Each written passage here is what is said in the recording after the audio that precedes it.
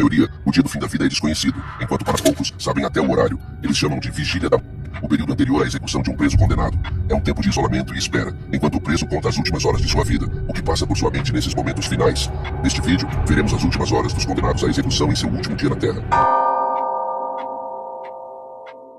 Ted Bundy. Ted é um famoso série e violentador de corpos, considerado um dos criminosos mais famosos do século XX. Entre 1974 e 78, Bundy se dedicou a abusar e tirar a vida de várias mulheres em diferentes lugares como Washington, Oregon, Colorado, Utah e Flórida. Em 79 e 80, Bundy enfrentou 2 julgamentos nos quais se representou a si mesmo, já que havia frequentado a faculdade de Direito por alguns anos e sabia como se comportar em um tribunal. Sempre parecia calmo, confiante e despreocupado durante o interrogatório. No entanto, as provas apresentadas contra ele eram irrefutáveis e no final de 1979 ele foi condenado à morte em 2 ocasiões, mas isso não marcou o fim para Ted Bundy. Em 80, ele enfrentou outro julgamento pelo homicídio de Kimberly Lyric, uma menina de apenas 12 anos que foi sua última vítima na Flórida. Lá ele foi condenado à morte por eletrocução pela 3ª vez. Ele passou quase uma década esperando sua execução na prisão estadual da Flórida, também conhecida como prisão de Stark. Como é comum com os condenados a terem sua vida tirada, Bundy tentou apelar sua sentença várias vezes. Enquanto continuava apelando, ele começou a conceder entrevistas. Nessas entrevistas, Ted falava sobre seus crimes e seu processo mental, embora se certificasse de falar na 3ª pessoa. Ele falava de sua carreira como ladrão e confessava que a maioria de suas propriedades de valor era roubada. Ele se deleitava com o fato de que se quisesse algo, saía e pegava sem pagar. É muito provável que essa mentalidade tenha influenciado sua decisão de violentar e tirar a vida de suas vítimas brutalmente. Quando decidiu a data da sua execução para o dia 2 de julho de 1986, Bundy decidiu que era hora de fazer uma confissão. Ele confessou a 2 investigadores que havia tirado a vida de 30 mulheres. Embora algumas pessoas acreditem que ele é responsável por atos prejudiciais contra mais de 100 mulheres, ele relatou como voltava a visitar os locais onde havia prejudicado as vítimas e realizava ações inaceitáveis com seus corpos em decomposição, mantendo essa conduta por vários dias até que não conseguisse mais. Por mais chocante que pareça, essa não era a única prática condenável que ele realizava. Bundy também confessou que costumava cortar a cabeça de algumas das suas vítimas com uma serra de arco e levava as cabeças para casa como uma espécie de troféu. Após alguns adiamentos, a data da execução de Bundy foi marcada para 24 de janeiro de 89. Para a sua última refeição, não fez nenhuma solicitação especial e recebeu a refeição normal da prisão, que consistia em carne, ovos, batatas fritas e torradas. No entanto, ele perdeu o apetite e não conseguiu tocar na comida. Na sua última noite com vida, centenas de pessoas acamparam fora da prisão, comemorando e antecipando o seu falecimento. Dentro da prisão, Bundy aceitou o seu destino, então fez 2 últimas chamadas telefônicas para se despedir de sua mãe. As últimas palavras do famoso agressor foram: "Gostaria de enviar meu carinho para minha família e amigos." Ele foi executado por meio de eletrocução às 7h40, com pessoas presentes para testemunhar o acontecimento. Após a confirmação da sua execução, aqueles que aguardavam notícias em frente à prisão soltaram fogos de artifício e comemoraram após a execução de Ted Bundy. Após a execução de Ted Bundy, o seu corpo foi transferido para o escritório do médico legista para uma autópsia. O seu cérebro foi retirado e entregue a cientistas para exame, a fim de procurar qualquer anomalia que possa ter contribuído para os seus atos condenáveis. Por fim, o corpo de Bundy foi cremado conforme o seu desejo e as cinzas foram espalhadas nas montanhas de Washington, o mesmo local onde ele ocultou os corpos de algumas das suas vítimas. John Wayne Gacy. A infância de John Gacy foi problemática, pois seu relacionamento com o pai estava tenso. Seu pai, que era alcoólatra, frequentemente o machucava fisicamente e emocionalmente, assim como suas irmãs e a mãe. Crescendo, Gacy pode ter enfrentado dificuldades para compreender sua sexualidade, já que era atraído por homens, mas vivia em uma sociedade amplamente homofóbica. Diante desse desafio, Gacy decidiu se casar. Ele então se mudou para Waterloo, Iowa, onde a família de sua esposa possuía 3 restaurantes, e ele se tornou um gerente. A vida de John parecia perfeita até maio de 68, quando foi acusado de agredir de 2 meninos. Esse foi o início do caminho sombrio de Gacy, um caminho que eventualmente o levaria a um fim prematuro. Em novembro do mesmo ano, ele se declarou culpado de um crime de sodomia e foi condenado a 10 anos de prisão. Nesse mesmo período, sua esposa se divorciou dele e fugiu com seus filhos. Enquanto estava na prisão, John se tornou um prisioneiro comportado e, após cumprir 18 meses de sua sentença, foi libertado sob condicional em junho de 70. Assim que saiu da prisão, Gacy voltou para Chicago, onde nasceu, para recomeçar a vida. Ele teve sucesso em sua reinserção na sociedade, fundou uma empresa bem-sucedida, se casou, frequentou a igreja e era conhecido por promover festas elaboradas. No entanto, um lado sombrio estava presente nele, esperando para ser liberado. O desaparecimento súbito de um garoto chamado Robert, em dezembro de 78, levou a uma investigação que resultou na prisão de John Gacy. Descobriu-se que Gacy estava atraindo jovens para sua casa, onde abusava deles e posteriormente tirava suas vidas. Gacy foi finalmente preso em 22 de dezembro de 1978, após o que confessou os homicídios de cerca de 30 ou mais jovens. Depois de ouvir a confissão, a polícia vasculhou sua casa e encontrou 26 corpos escondidos em um espaço abaixo da casa. O julgamento de John começou em fevereiro de 80 e ele foi acusado de 33 mortes. Ele foi considerado culpado das acusações de assassinato, bem como de agressão, e foi condenado à pena de...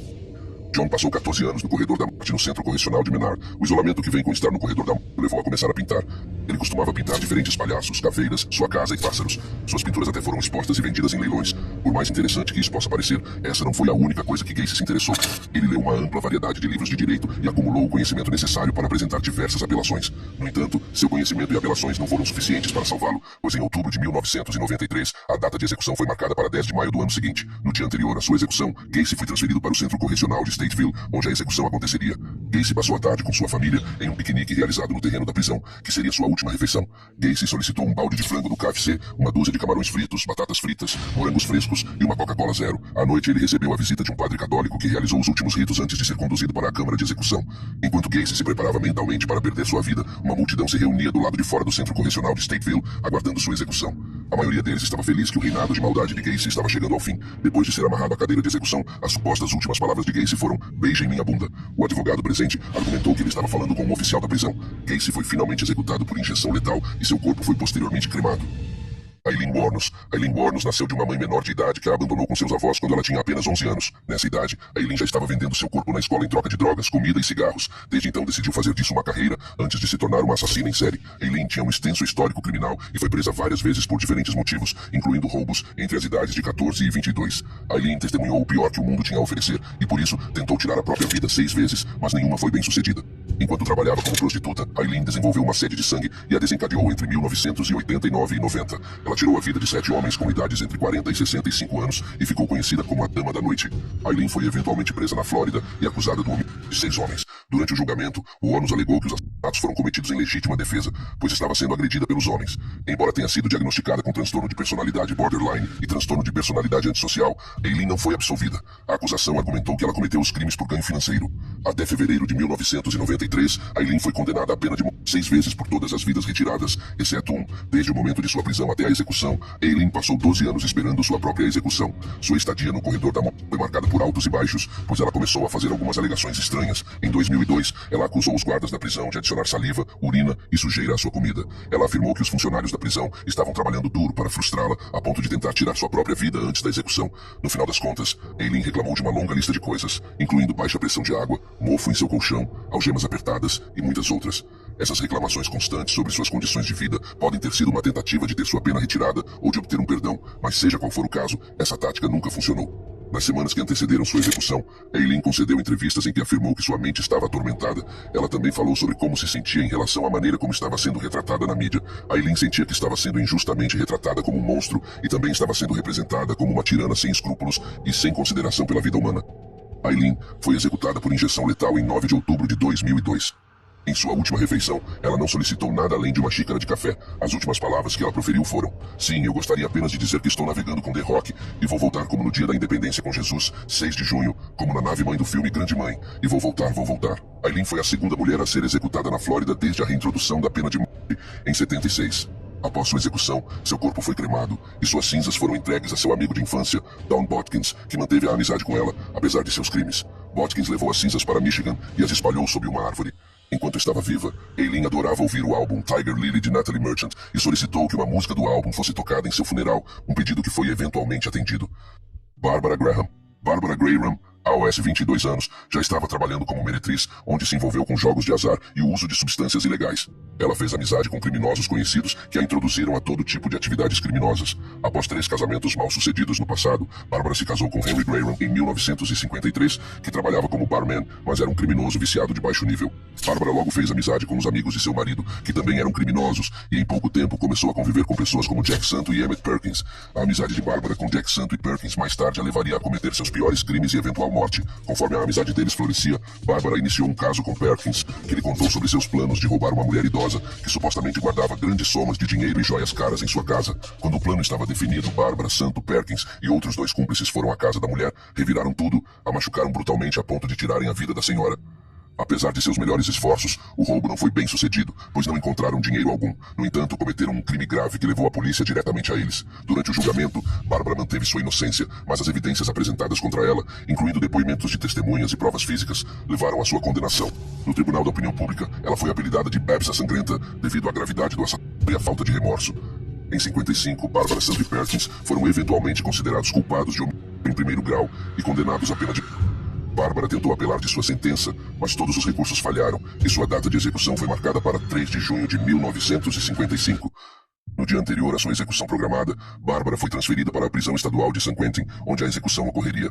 Durante a maior parte do tempo, ela se sentia inquieta, andando de um lado para o outro na cela de espera da câmara de execução. Era uma cela pequena, e ela só conseguia dar 4 passos entre a parede e a porta. Ela mais tarde recebeu a visita do diretor da prisão, que se sentou com ela e conversou de maneira calma. Parecia que ele sabia que ela estava aterrorizada e estava determinado a ajudá-la a se acalmar. Antes de deixar a cela, o diretor ordenou que os oficiais da prisão servissem a Bárbara quantos milkshakes de chocolate duplo ela quisesse. Segundo o que sabemos, Bárbara consumiu apenas milkshakes na noite anterior à execução. Na manhã de 3 de junho, Bárbara teve um café da manhã que consistia em um sundae de calda de chocolate quente. Ela estava aterrorizada com a execução e era conhecida por expressar abertamente sua incredulidade sobre a situação. Sua execução na câmara de gás estava programada para as 10 horas, mas foi adiada até as 11h30.